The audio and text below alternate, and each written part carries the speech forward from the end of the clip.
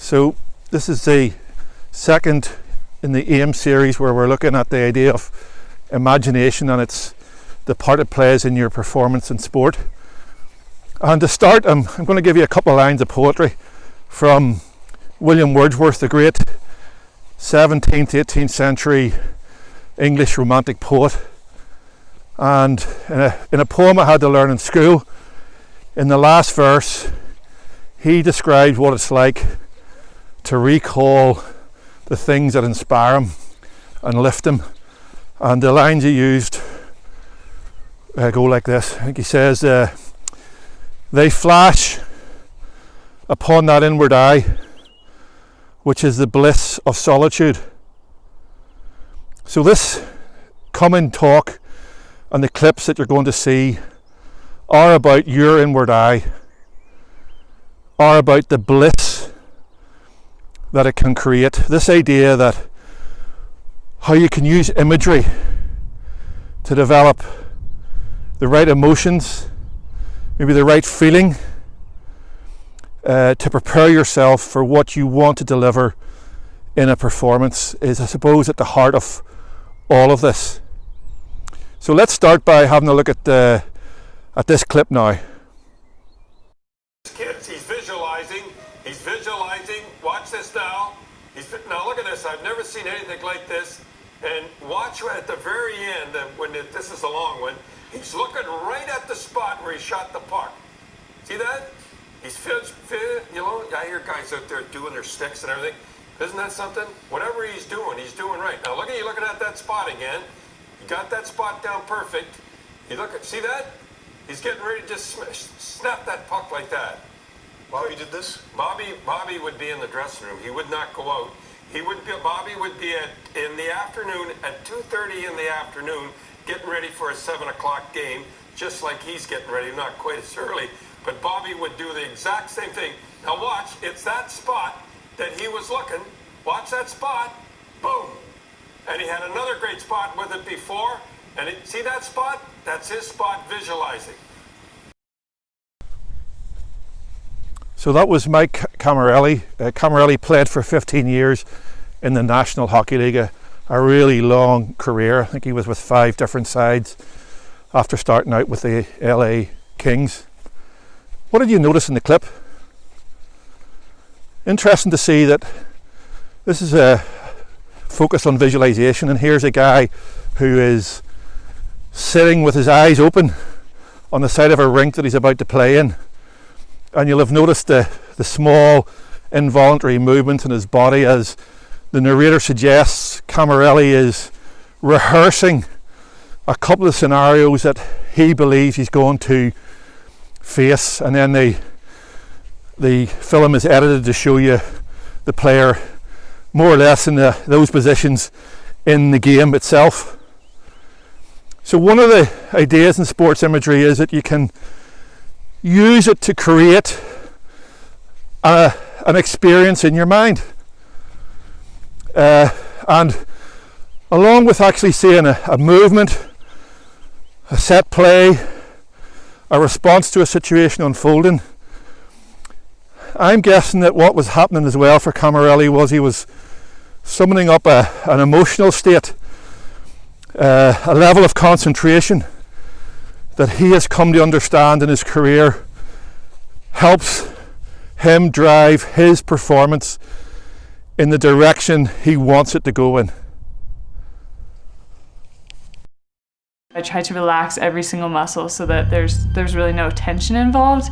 The only muscle working is my brain. I just shut my eyes and I visualize, the different ups and downs in the courses, where I'm gonna make my moves. I love when it's like a really cold morning with the perfect snow and it makes that perfect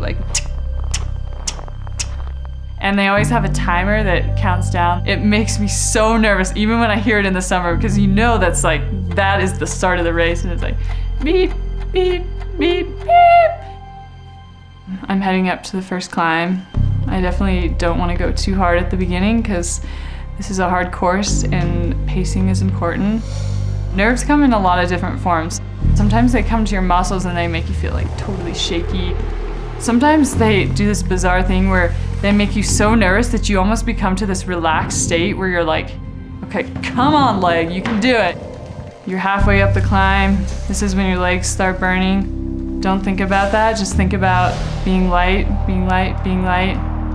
There is no weight holding me down. I am just this bird flying up the hills and across the flats. I actually discovered that the voice, the positive voice in my head that's talking to me during races, is actually my mom's voice. Come on, Sadie, come on. Light as a bird. It's like 1, 2, 3, 4. Right, left, right, left. Crest over the top of the hill. Low tuck, don't be afraid of that corner. Rip out of the corner. 1, 2, 3, 4. 1, 2, 3, 4.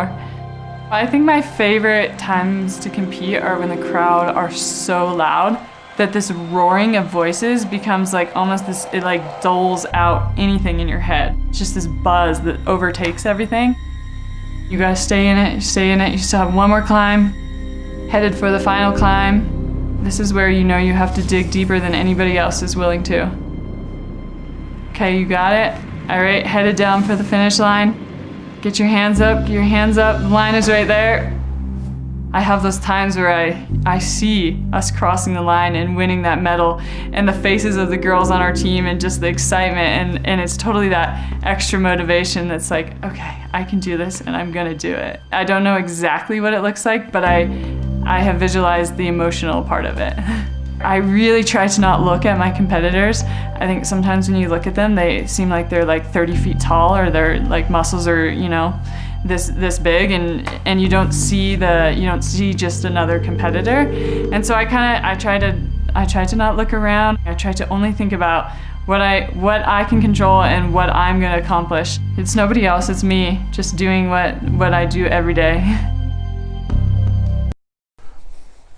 So Bjornson's saying it's not having nerves, it's not the absence of nerves, it's being able to cope with them when they hit her. And if you look at the level of awareness that she has about how anxiety will manifest itself in her body, and then the way she develops some strategies for managing that when it occurs, you'll have noticed her talking about, for example, the way she'll breathe. There's an interesting angle on the use of imagery, that there's actually a physical component to how you use energy. I can rehearse how I want to breathe in a certain moment. You'll have also noticed in that short clip the way she talks about the great narrator, the person inside her head, her own voice. I think the jargon is self-talk, but how she rehearses what she might say to herself, and also how she's envisaged certain parts of the race, how she sees certain stages in her mind's eye, the first big climb, what it's going to be like, and then she thinks about how she's going to move. And you even saw this sort of almost miming of the movement of the ski poles, the rhythm in her body. Now there's a connection to Campbell right away, but in a style that suits her. The other thing that's maybe striking about that short clip is the way she's created a metaphor for herself. She talks about when the pain starts to come in, and that inner voice is whispering maybe to slow up or give up. She actually says, I think, how sometimes nervousness manifests itself in her by making her want to go more slowly. And her metaphor is to fly like a bird, to be light like a bird. So where are we so far? The use of the inward eye.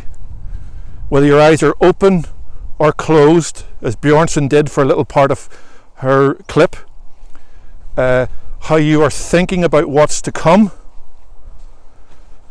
how you might be saying some things to yourself about certain key moments or stages that you know will arise. And I think this is really important, that the use of imagery is not just carrying a picture in your head. It's what you hear yourself saying. It's what you might feel in your body, feel yourself doing. The power of your body in a tackle or resisting being hit, or the strength in your legs when pain takes over.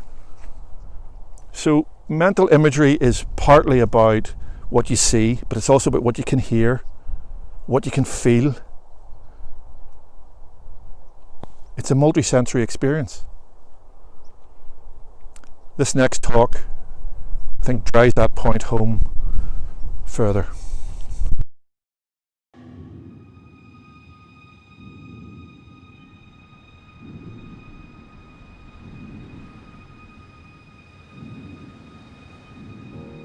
I'll visualize a run the way that I want to see it done. I usually kind of do this like off to the side, away from everybody, sort of in my own quiet space.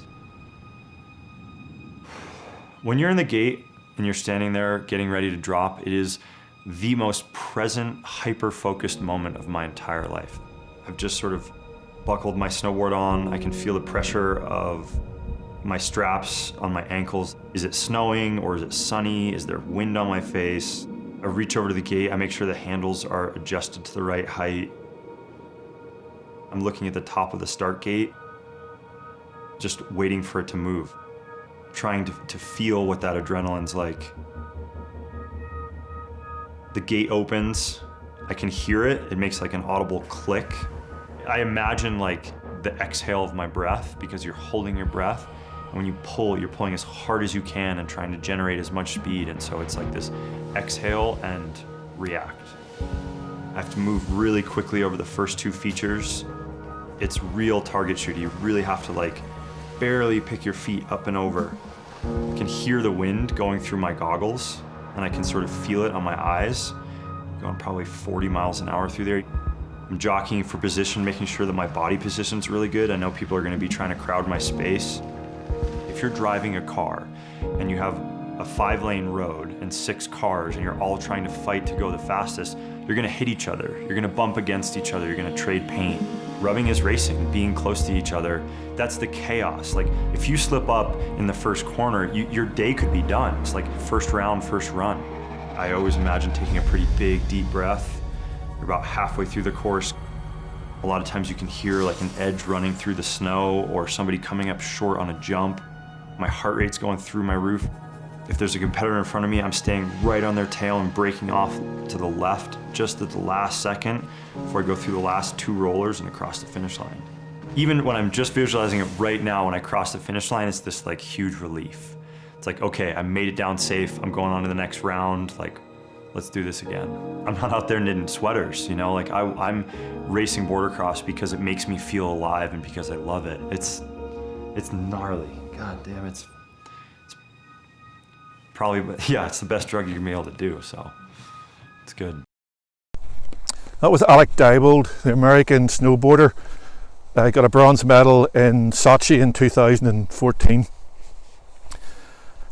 Again, he's maybe drawn our attention to a couple of nuances in this use of imagery that add to what you might be getting from Camarelli and from Bjornsson herself. And you remember at the start that he says, I see it the way I want to see it done. I see it the way I want to see it done. And then what adds power to his use of imagery is, you recall, he says, I can hear. So here's another sense coming into play. I can hear, for example, the click of the start gate. I can feel the power I use to lever myself out of the gate to get up to speed. He's travelling at about 45 miles an hour down the slope, and he's racing alongside other snowboarders. He can hear. He talks about the feeling, imagining the wind going up through his goggles as he flies down the slope. So this inward eye that Wordsworth talked about isn't just a picture. It can be a feeling. It can be a sound. It can be even perhaps what you smell. Smell of the grass. If you're on a pitch. The taste of the clean air if you're on a mountainside. Use of imagery is multi-sensory. And in all the 3 clips, they are creating an experience in their mind. And I think they're trying to generate a certain mood or disposition. That's relevant to all of us if we're interested in performance. And there's one last thing that I wanted to emphasize is that imagery can also work almost in reverse. You can recreate experience. Let me tell you a story to try to make that understandable. A few years ago now, I had a good involvement with a professional rugby player. Played for Ulster, he played for Ireland, and he was really interested in using imagery to help his own performance. Now, unlike the ice hockey player, this guy liked to do his imagery work about 48 hours out from a game, because he wanted then to sort of switch off. The day before the game was for him kind of very chilled out time. He liked to meet people for coffee, take it quite easy physically. I think sometimes he would do a captain's run the day before the game, maybe often he did a captain's run. I can't remember the exact sequence of his routine now. But he wanted to feel 48 hours out that he was ready. So on occasion he would come into my house, he would lie on a sofa, he would close his eyes, unlike maybe the athletes in the other clips, although we did see Diebold with his eyes closed at the start, and the way he used his hands to simulate some of the motion of his race. So this player would lie on the sofa, close his eyes, very quickly become almost sleep-like, very still, very nice easy rhythm to his breathing. And he would have given me a cue, and he'd say, look, I want to think about with defence. I'm playing this team, I'm playing, my opposite number is this guy. I want to see myself tackling effectively against him in particular. And so I would basically make a very gentle suggestion that there was a piece of play unfolding, and the circumstance would arise that he had to commit himself to a tackle, and just invited him to see the tackle in his mind's eye. And I would watch him land there, and occasionally you'd see this little, I don't know if it's a proprioceptive response in his body. You'd see maybe a little flicker in the hands or in his legs, and he would maybe repeat that, whatever that inward image was, repeat it several times prior to getting up and going on with his day. But ahead of the creation of the next tackle in the next game, I would invite him to go back and recreate a tackle from a previous game, or some great defence from previous games, so that what he's doing then is associating himself with the fact that he'd carried that skill before really effectively. So all these clips so far have been athletes who are preparing to compete, and giving you some insight into how they get their mind and their bodies and their spirit ready for an upcoming performance. You can use imagery too to retrieve performance, to recall and remember yourself at your best, to think back to occasions when you delivered, to remember precise moments. And how good is that? That's like opening up the holiday album and remembering the good times you had on a trip.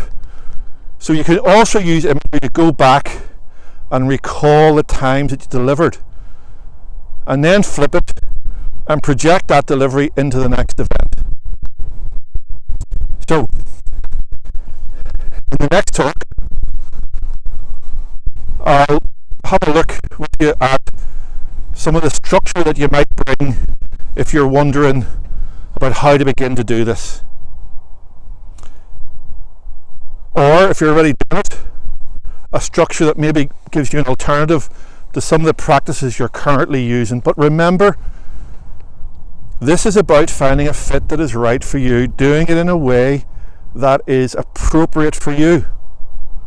And if you're still listening, that tells me something about how open-minded you are in your search for improvement. Thanks for listening.